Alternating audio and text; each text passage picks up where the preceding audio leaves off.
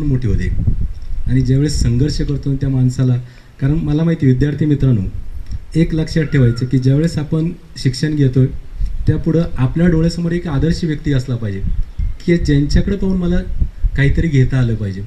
आणि आज समाजामध्ये जर पाहिलं तर अजय शेठचं काम हे तालुक्यापुरतं मर्यादित नाही, तर जिल्ह्यापुरतं मर्यादित नाही, तर जिल्ह्याच्या बाहेर त्यांचं काम आहे.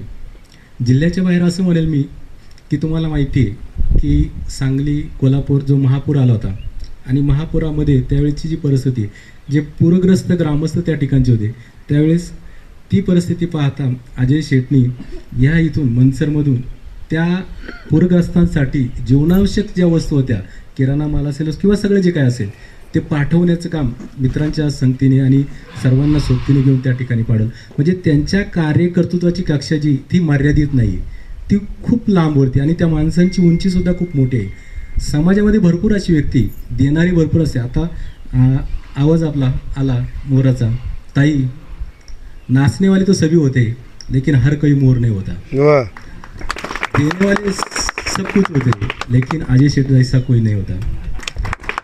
अशी व्यक्तिमत्व ह्या समाजात घडावं लागतात आणि त्याच्या पाठीमध्ये त्यांच्या आईवडिलांची पुण्य आहे की ज्यांनी चांगले संस्कार केले. आम्ही शालेय मित्र आहोत. करोनाचा कालावधी आपण सर्वांनी पाहिला.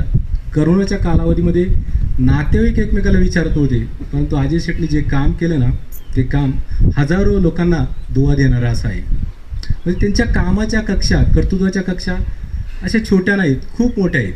मी आज शैक्षणिक संस्थेमध्ये काम करत आहे, संघटनेमध्ये काम करत आहे, परंतु मी जे पाहिले की मी हक्काने मला ज्या व्यक्तीकडे जाऊन मागायचं आहे ती व्यक्ती माझ्या डोळ्यासमोर फक्त अजय शेठ येते.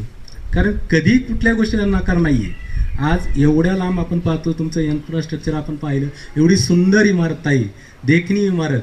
आज आपल्या कुठल्याही पूर्व पट्ट्यामध्ये नाही, परंतु आज या ठिकाणी जी मुलं शिक्षण घेतात, मुलं तुम्ही खरोखर भाग्यवान आहात. फुलवडीची शाळासुद्धा आम्ही पाहिलेली आहे आणि ही शाळासुद्धा पाहिली. सर्वदेश महाराज खूप सुंदर शाळा आहे आणि त्यातलं हे सगळं पाहिलं. आणि योगदानातून ज्यावेळेस तुम्ही काहीतरी करतात, इथला शिक्षकवृंद असेल, इथला स्टाफ असेल, शिक्षक कर्मचारी असतील, हे सर्व आहे, इथला सगळा समाज असेल,